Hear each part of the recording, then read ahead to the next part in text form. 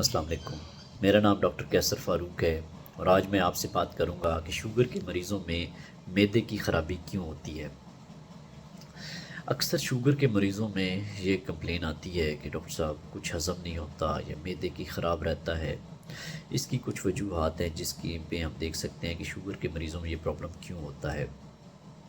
وہ لوگ جن کی شوگر خراب ہوتی ہے، شوگر کا کنٹرول بہت اچھا نہیں ہوتا، ان میں ڈائجیشن سسٹم اتنا اچھا نہیں رہتا۔ اس کی وجوہات یہ ہیں کہ آپ کا جو معدے کا فنکشن ہے، کام کرنے کا، ہم جو بھی چیز خوراک لیتے ہیں منہ کے ذریعے، وہ سب سے پہلے معدے میں جاتی ہے، اس کے بعد وہ چھوٹی آنتڑیوں میں جاتی ہے۔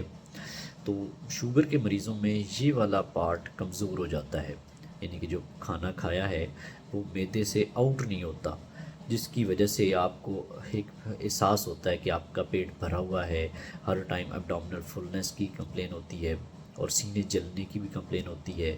بہت سارے لوگوں میں صبح کے ٹائم منہ کڑوا ہوتا ہے جب اٹھتے ہیں۔ تو یہ ساری وجوہات ہیں شوگر کے خراب ہونے کی وجہ سے ہوتی ہیں۔